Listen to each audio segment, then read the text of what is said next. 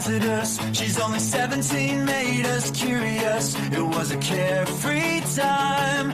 How about we jump back and rewind? We were living on Winger and a prayer, just garbage pail kids with mullets and big hair. Let's open up another pack. Gen X wants their future back. Break out the denim jackets with faded band patches. Share memories, Polaroid captured. It's the Gen X marks the spot podcast.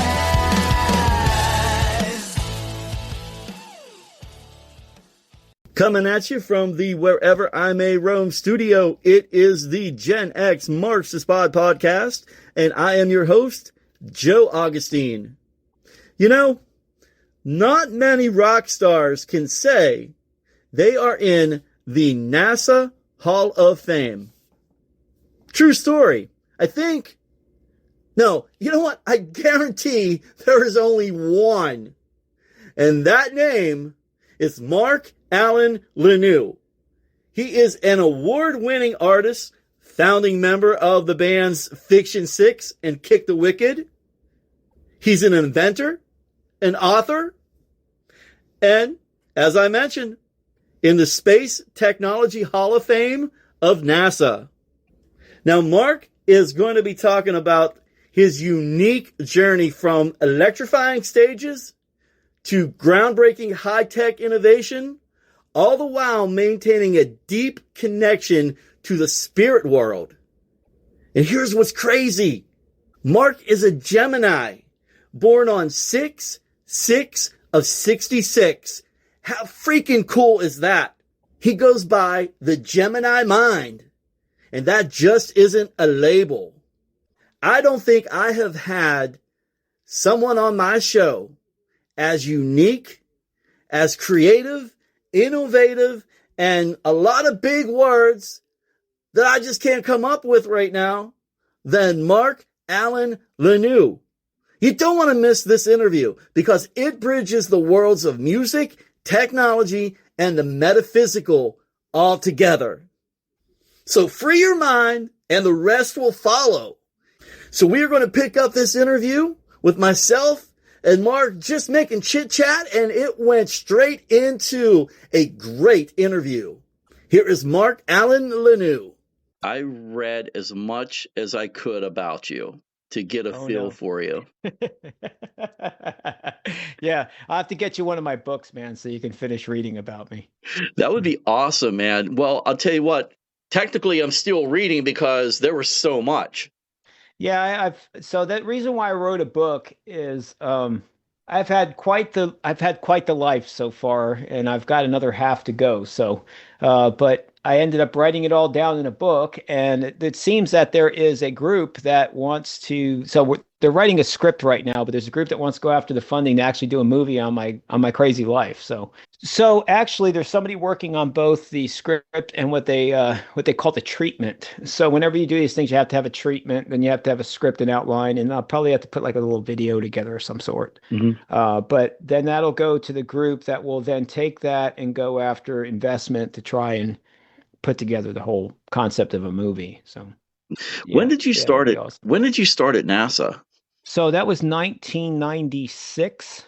I first worked for a Boeing company that was like a spin-off of the NASA program. Okay. And then I did so well there that I was referred to NASA. And so that was around 1996. I probably did my last work with NASA in about 2006, somewhere around there, but I was already involved with like spin-off companies and stuff at the time as well. Hopefully I'm going to learn more about you with this podcast. How did you go from playing in clubs to NASA?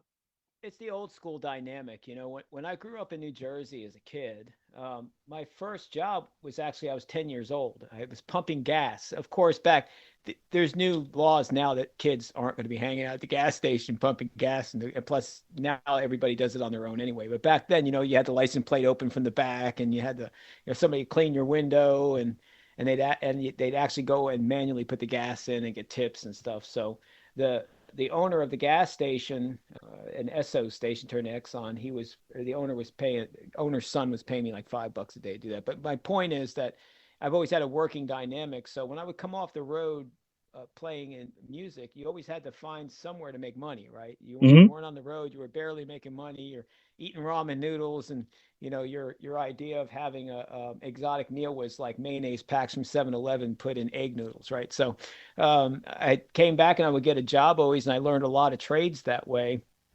And so what happened is after I finally came off the road and there was plans of myself and my then girlfriend to get married, I decided that, hey, it's time to start doing something else. So I started junior college, and I went answered a temporary ad for a company in technology in Gulfport, Mississippi. And it turns out they were connected to Boeing and to NASA. And after about a year of doing that, they couldn't get rid of me because I learned everything there. And then I ended up getting referred to NASA, and that's how it all started. So But prior to all of that, you started out playing saxophone around the age of 13 before switching to guitar around 17. I started on the tenor sax in New Jersey. It was a school called Chapel Hill. It was over in Lincoln Park, New Jersey. And so I started sax there, and then we basically moved from New Jersey because my father was murdered. My mother decided that it was time to leave the state and go somewhere else. And they just so happened to pass through Mississippi as they were going to New Orleans on a trip. And my grandparents were got a house down in Mississippi because they were looking at getting out of the cold weather because they were getting old and wanted to move down there.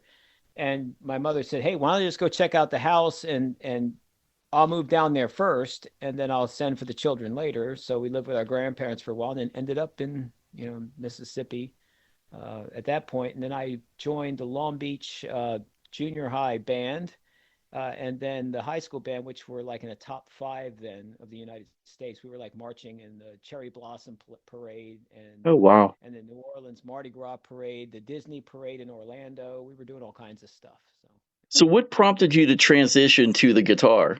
I saw a student, a friend. Back then they had show and tell, right? And Yeah. he had a PV amp and he had a Les Paul guitar, and he was playing Randy Rhoads licks. He was in the classroom, and I happened to walk by and I saw that. And I was like, "That's pretty cool, man." So I decided to go and pick up a cheap guitar.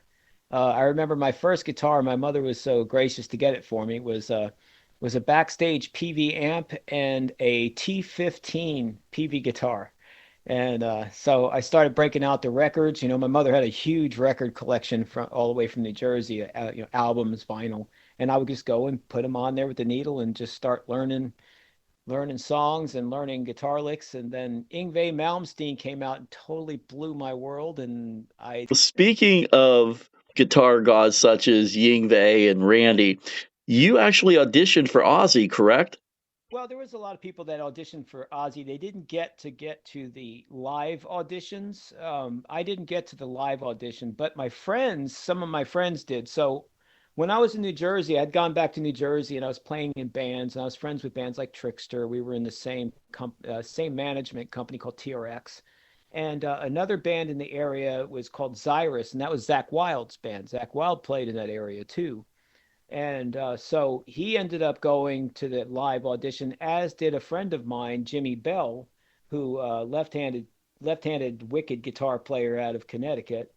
He ended up being second to Zach for that gig. But Ozzy and Sharon were gracious to send people who did audition, like a picture with Ozzy's autograph and a nice letter saying thank you for auditioning for my band and that kind of stuff.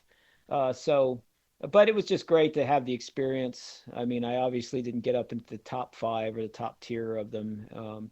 But I became a much better guitar player years after that anyway. I got a late start. I was 17 when I started. So I wasn't bad, but I look back now and go, oh, hell, could use a lot of improvement. So I went to the Musicians Institute in 1988. That was actually a fun time. So I was living right off of Hollywood Boulevard. What we did first, though, is the typical 1980s run of the rock star. I went with my bass player. We jumped in my van. I had like a 1976 Econoline van. It had like the whole thing in the back, like the bed and the Right. bar and the whole 9 yards back in that day. And we said, we're going to go to the Musicians Institute. So we packed everything up in New Jersey and drove to California. And when we got there, we rented 3 months worth at the YMCA and a parking lot for 3 months while I went and looked for a job. We were going taking showers and stuff at the YMCA, living and sleeping in the van, and then like going and eating on Hollywood Boulevard, and then going to classes at the Musicians Institute until I found a job of working at a place called the Highland Art Supplies, where I was delivering art supplies to all the big record labels, Capitol Records and Casablanca on Sunset Strip, and all of like the movie houses and production companies. I was delivering to all those places, even Hanna-Barbera. And so we ended up moving into an apartment across behind a Chinese theater off Hollywood Boulevard, right across the street from the spinning restaurant on top of that big hotel across the street. But yeah. To me, that just sounds almost so romantic, if that's even the right word. Chase your dream down across the country. Yeah, the only thing though is I was not romantically into my bass player. Well, I wasn't going that way. I I bet the If he's experience. watching, no offense, Mike, but you just weren't my type, buddy. Right? No, hey, I get it. I truly get it. I was just more going along the No, whole I knew what you meant. It was yeah. Just for some clarity. So, but no, but yeah, it was a really great adventure. And what really happened there is that I had the opportunity to actually record with one of Frank Zappa's alternative keyboard players, and that was freaking awesome because the guy was he was playing with Frank Zappa. He was bad to the bone, right? So Right. I go over.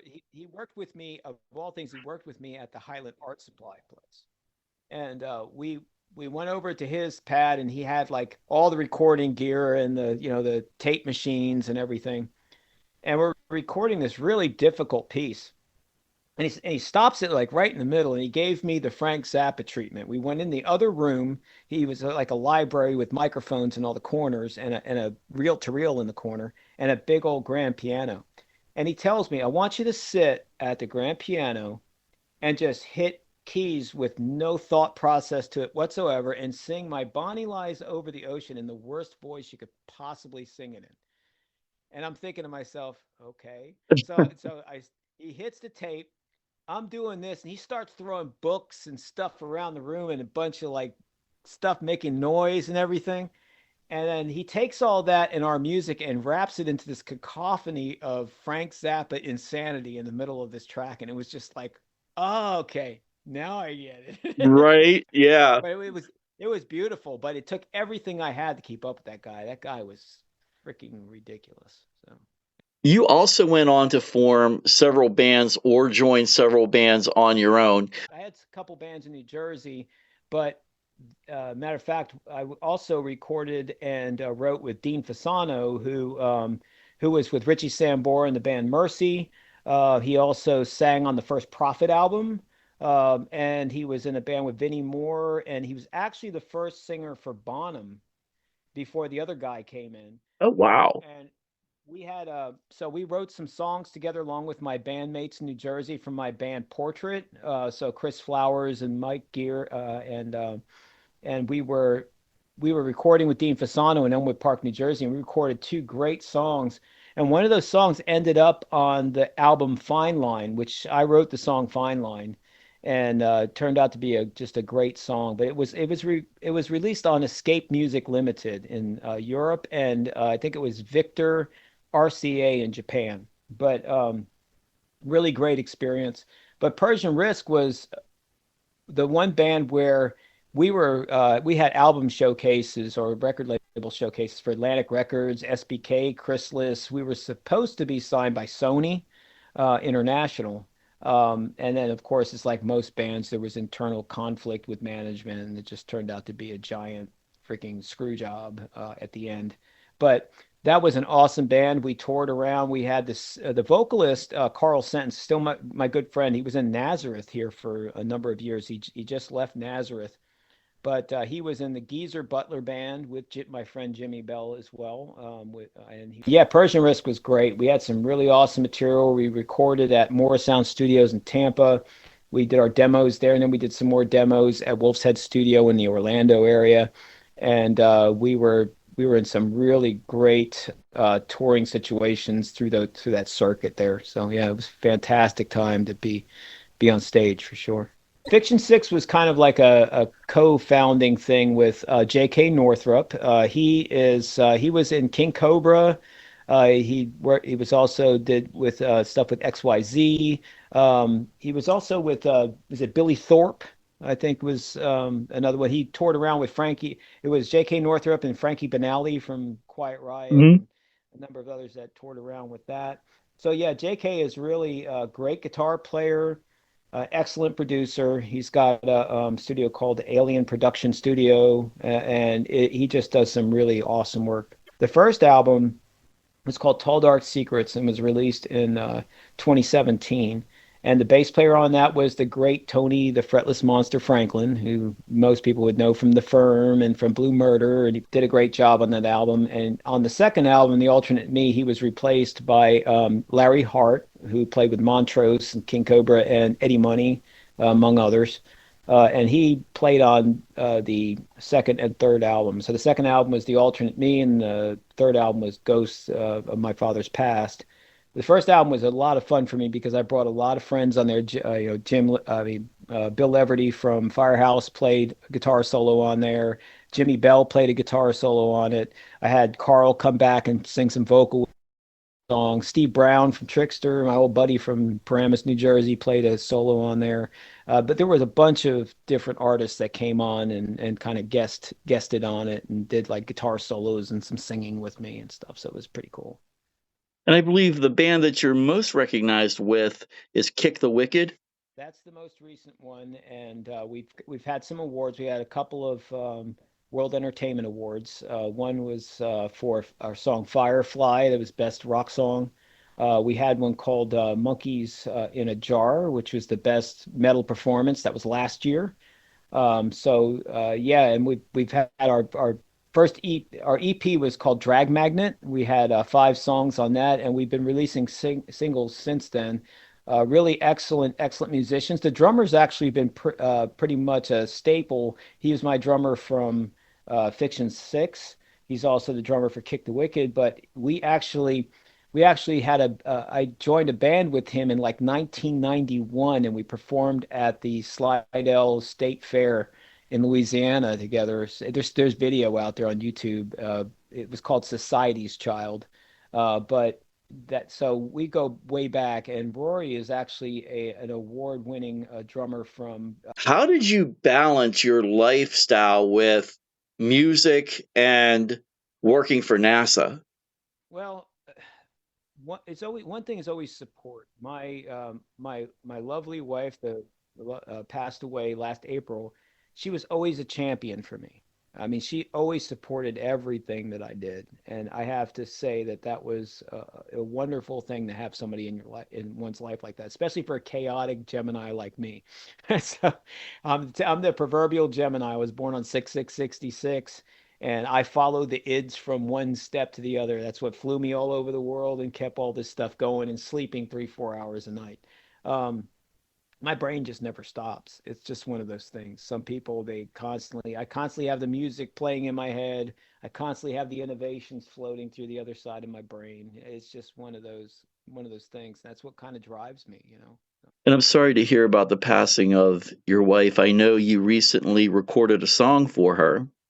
There's a bit of a story there, is that I wrote a song called Whisper Still, which was the first single for I'm working on a solo album, and it's called Mark Allen Lanoue and the Gemini Mind is what I'm calling it. What's the band is called the Gemini Mind, and that it's me. But that first one I wrote before she passed, and it was kind of like an interesting precursor because she was in the video, and it was about hearing the voice and hearing from that person that passed away. So it was kind of like really strange to have written that before she passed, and then she passes and she's even in the video and everything.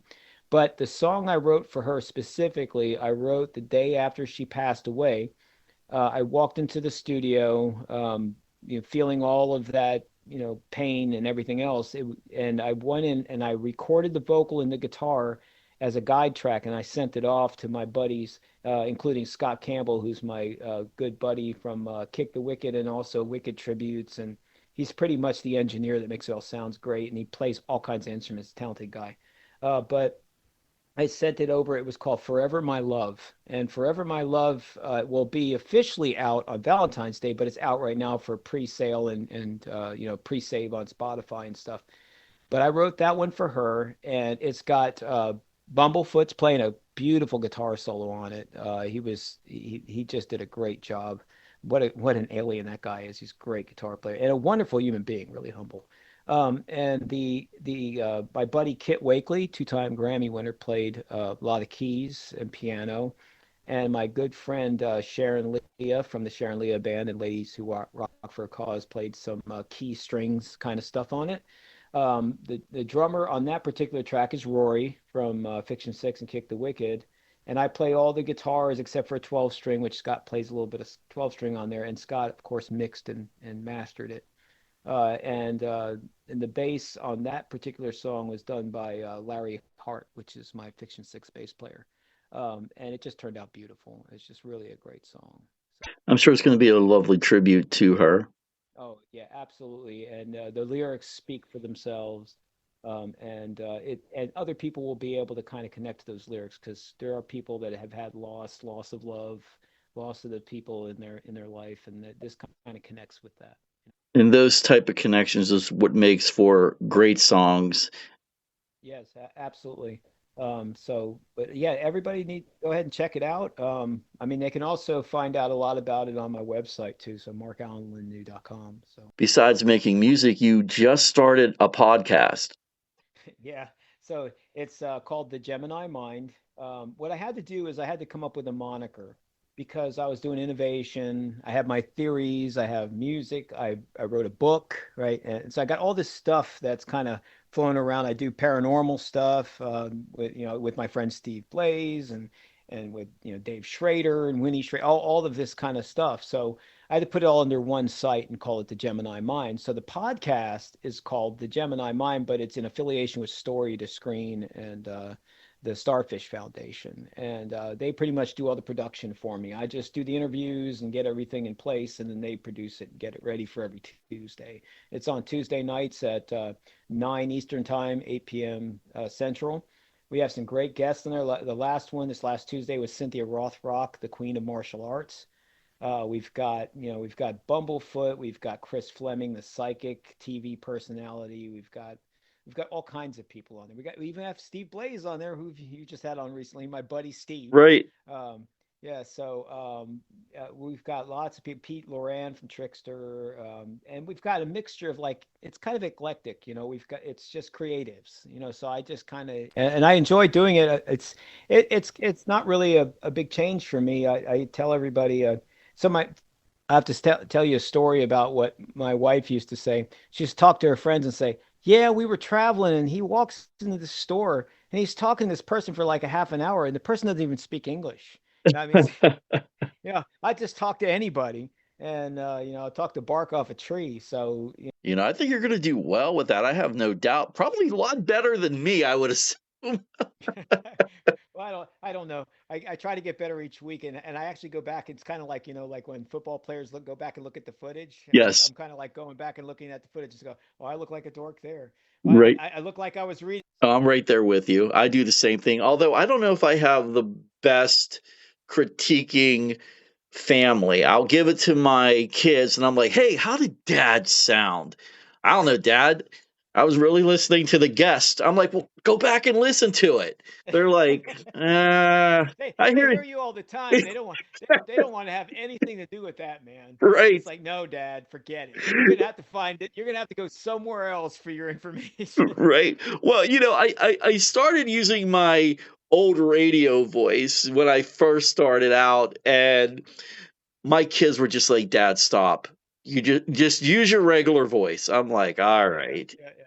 Hi, this is Mark Allen Lanoue, the Gemini mind. Right, and and that used to be me back in the day 25 years ago, and I'll still pull out my old cassettes when I would tape myself and try to move on to another station, and I'm like, oh my God, what was I thinking? What was I sounding like? You know, Welcome to W. There you are. right? Yeah. Yeah. Well, and the other thing is too, podcasting, I don't want to say you can say what you want. I mean, you can, but you know, with podcasting for me and having, you or Steve or someone as a guest, I want to be cordial. I want to be courteous. I don't want to be that podcaster that just digs and just, being negative and that's not me. I just want to have fun with it and make the guest feel comfortable and just be that type of person. I'm beyond the, inquiring minds want to know type of individual. Well, if it makes you feel good, I'm originally from the streets of New Jersey, so I can take a little bit of slack, man. It's all right. Well, I'll tell you a Jersey story, and this happened more than once. We had family that had a beach house on Long Beach Island. Yeah. So we would go over there every 2 to 3 years. We would go on vacation, and every time I would drive there, I would go across the Ben Franklin Bridge, and I would get lost in Camden, New Jersey. Oh man, you don't want to get lost in Camden, New Jersey. Oh, I did. Oh, believe me, I've had some experiences there, having to drive up one-way streets and having to be escorted by cops who are like, "Yeah, you're not from this area." I'm like, You're not from "No." here. You need to get out of this area. Right? I got you. Yeah. Yeah, but I love Jersey. I really do. We were just at LBI 2 summers ago. I grew up there, so yeah. Yeah. Yeah, it's a good little area up there. So, you are also in the NASA Hall of Fame. I was part of a team that invented a smaller version of this, but it's called a scanning spectrophotometer. It splits the electromagnetic spectrum up into little pieces so you can analyze it from both what you can see, a visual spatial perspective, and how it reacts to the spectra. And you can use that to analyze everything. So it's been used to do all kinds of stuff, whether it's to look at the earth, look at agriculture from an airplane, or look at forensic evidence with the FBI, on and on. There's all kinds of stuff it's used for. But I was inducted along with the technology and my team in 2005, and I got this wonderful medal from an astronaut and a general actually presented it to me. So it was kind of cool. It was in Colorado, and I had the old suit on, the old tie pin, the old government setup, and I ended up getting awarded that, and that's something I carry for the rest of my life, and so yeah, I'm very proud of that particular honor. Yeah. After inventing stuff, I ended up going into a program that allowed us to kind of spin it out into the terrestrial market, they call it, but the commercial markets. And I became an executive for small businesses and ultimately a company I was a CEO for. And we got investment, and I delivered and built like 72 of these systems around the world and built a couple labs, one for King Abdullah in Riyadh, Saudi Arabia for CAX, and another one for the FBI in Quantico. So. You know what? I am speechless. A lot of that is over my head, but I understand how much of an impact you have made for society and for technology. Well, thank you. I appreciate that. I'm a PhD candidate now, and so I still use that technology to image and some of the stuff I do in projects. So And you're on the staff right now at the University of Arkansas, correct? so I started with the University of Arkansas in 2019. I was in their intellectual property office. So all the patents that came from all the staff, students, and everything else, I reviewed it all to then present it to the Patent and Copyright Board to see whether we were going to protect it or not, to see if it was of value to be able to protect and license later. I was with them for, I was Technology Ventures. I was with them for about 3.5 years. And then I became the managing director of a consortium and National Science Foundation Center called Syxx. And that was between Florida International University, University of Tennessee, Knoxville, and the University of Arkansas, which was the main center. And I was the managing director of that. So, You have had such a multifaceted career. yeah, it's been a pretty crazy ride, but And typical. I dig it. I'm the typical Gemini. I love it. It's just traveling through space, right? yeah, So, absolutely. Now, you also, besides being in the NASA Space Technology Hall of Fame, you're also a member of the you're also a member of the Recording Academy, the organization behind the Grammys. that's right. Yeah. So I became a member in 2021. I'm a voting member, which means that I am one of the people, along with many other of my colleagues, that vote for who gets nominated and who wins in the Grammys. So there's a bunch of us, and we basically vote every year as to who gets the nod for that. So, do you lean a little bit more towards rock? We get to be in three particular larger categories, and so I usually always pick rock on one of them, and the other two I kind of bounce back around between jazz, classical, pop. You are definitely a rock star in more ways than one. Well, thank you. But it's a different perspective from when we were kids, right? When you're a kid, you're thinking you're gonna be a rock star with all these millions of dollars and everything. Now, I've got friends that have millions of dollars that are rock stars, and they're on my phone. I could text them, but I got the rock star label, but unfortunately, I didn't get all the money for being a rock star. And to top it off, and forgive me if we already touched on this, but you are an author as well. Yes. So for years, people were like, you have a crazy freaking life and a crazy journey for somebody that's your age. You should write a book. And then so finally I said, you know what? I'll just write a freaking book. So I sat down and I wrote a book. It's called Reality Was Once a Tapestry of the Dreamer.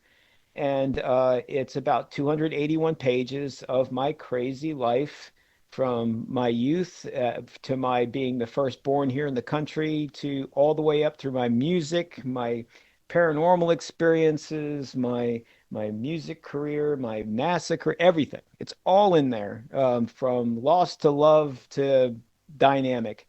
And it's you can get it at Amazon, you can get it at Barnes and Noble. If you do get it there, check it out, let me know, and review it. But yeah, it's all the reviews so far are 5 star. There's not a lot of them there yet, but hopefully that will build on that.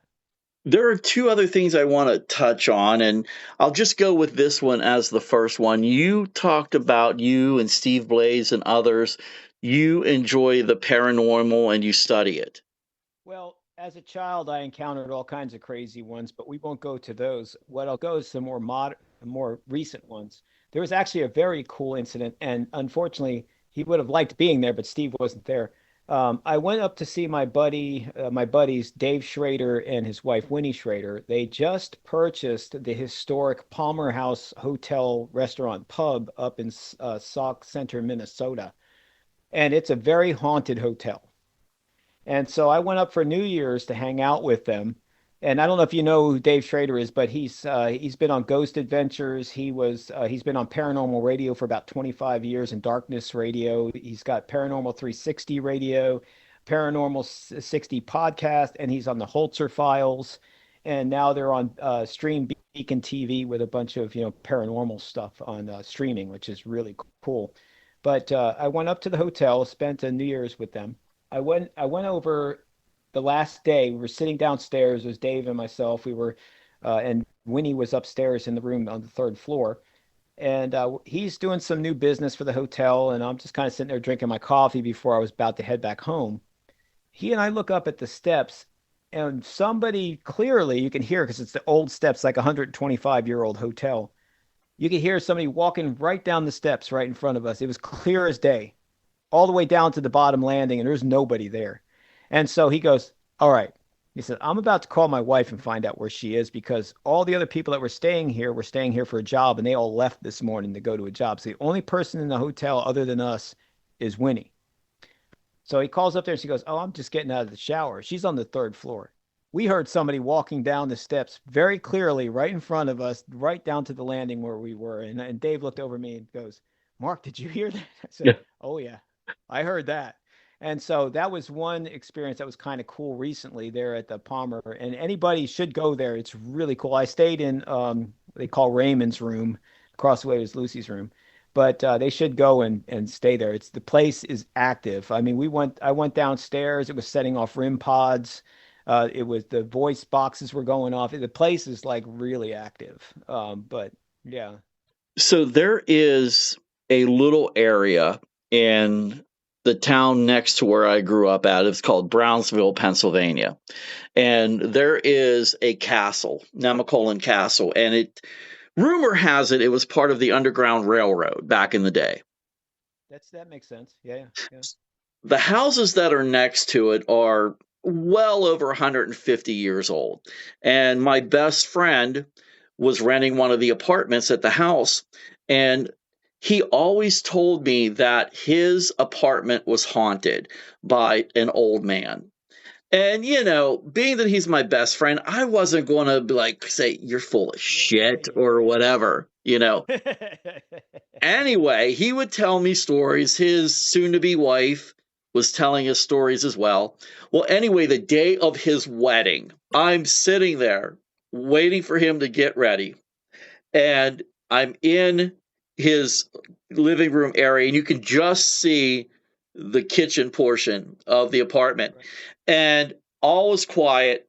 Literally, this frying pan went straight up in the air and just slammed down on the stove. Like, no lie. I think it was the first time I ever borrowed underwear from a guy, and thank God it was my best friend. You wouldn't have been able to grow up in the places I was at, man. So if they all get my book, there's a bunch of stories in there I didn't cover here, but there's a bunch of them in there that are really interesting. So, but going back to Steve Blaze, where we first met, actually, I think I might have told you this, but in 1985, I was a bar back and a part-time jumping over the bar bouncer. I was in the martial arts back then, but anyway, I was at this club, and Lillian Axe, the original lineup, not the one you've seen on the albums, but the original lineup would come and play at that club. And so in 1985, I got up on stage, I grabbed Stevie's guitar, and they ramped the amps up, and we did Paranoid by Black Sabbath on the stage. And so I played with the first version of Lillian Axe that year, and then Steve and I became good friends after that. And yeah, Steve's great. And he, like me, he's of no lack of talking. Hey, that's great, because you know what? I would rather hear you than myself, as my kids would say. So Yeah. I think the kids would say that because I think you already said that earlier. They didn't want to hear you. They wanted to hear the cast. exactly. Now, speaking of saying things, is it all right to ask you? I don't know if this is out there yet, but you may have a movie about your life. So right now a script is being written, along with what do they call it again? A treatment. And there is a group, I can't divulge who it is right now, but there's a group that's interested in that script and treatment, as well as a follow-up, short video to go after investment to do a movie on my life in the book. So we'll see. Once I know and it's actually done and they're interested and they're going after it, they'll let me know when I can divulge who it is. But that would be kind of cool. And then I get to pick, who plays me and who plays all the other people and stuff. So well, let's go with who's going to play you. I'm going to go out on a limb here. Okay, Billy Bob Thornton. Billy Bob Thornton. Now that would be an interesting one for sure. I did like him in Sling Blade. Hey, he is a musician and an actor, so I'm gonna kill you with it. Yeah. Well, who do you think you would get then? Oh crap, I don't know. I would definitely have to kind of, I might have to ask like you. I'd have to ask other people and say who, so and put together a list, right? And then Right. throw a dart at it. Well, hey, if it comes up Billy Bob Thornton, then you heard it here first. There you go. There you go. So before we wind down, let's review your podcast, your book, and anything new that's coming out. I'm going to turn it right over to you. Yeah, so everybody go to markallenlanoue.com. It's markallenlanoue.com, and that would be the French, like Lanoue. And they can find out everything there. I've got links to my book that go to both Amazon and Barnes and Noble. I'll be putting more information there soon about the book as the script stuff goes along. My music is all there. My theories. I have a cool page called Random Theories. I put scientific theories there, and then I look them up with AI, and then I put whatever AI comes back with, I put underneath it, so you can kind of see both perspectives of my original theory and then what AI thought about it. Oh, wow. So I've got a page like that. I've got a page of innovation, my awards. I've got like I said, my book, everything. So everything's there. I'm also on all the social media, so you can find me anywhere. You can find me either under the Gemini Mind 6666 or my name Lanoue. I'm all over the place. I'm on pretty much every platform, along with my bands Kick the Wicked, so kickthewicked.com and fiction6.com, and so everything's out there. I want to thank you for being a part of the Gen X Marks the Spot podcast. And I know we've been trying to set this interview up for quite some time. And it always seems it came back to me that something always popped up. But you hung in there and you were like, let's just keep finding dates. And I'm very appreciative of that. So since I have my own podcast and I have to interview people, I completely understand. Yeah, very true. Very true. All right. Well, hey, again, I appreciate you being here on the podcast. I am going to look forward to your new single coming out. I am going to check out your podcast. Well, thank you, man. I appreciate it. It was great. Great hanging out with you. And like I end on mine, and you all rock. You know, I gotta say, Mark Allen Lanoue, he is a true Renaissance man whose talents justify conventional boundaries. You know, maybe instead of being called the Renaissance man, he should be the most interesting man on the planet. From commanding stages as an award-winning vocalist and guitarist with Fiction Syxx and Kick the Wicked, to pioneering innovations that earned him the induction into the NASA Space Technology Hall of Fame, Mark's journey is nothing short of extraordinary. And he's a PhD candidate, an author, a songwriter, and how could I forget, a podcaster. He just seamlessly weaves together the threads of art, science, and spirituality into a tapestry that is uniquely his own. Mark, I gotta thank you for being a guest on the Gen X Marks the Spot podcast. I have to say, I was a little apprehensive interviewing you because being that you worked for NASA, I wasn't sure how I was going to even come up with follow-up questions for you. Thanks for taking it easy on me. Mark, I hope we can do it again. Remember, everyone, turn it up and never turn it down. This is the Gen X Marks the Spot podcast, and I am your host, Joe Augustine. Peace out, and props everyone for listening. The Gen X Marks the Spot.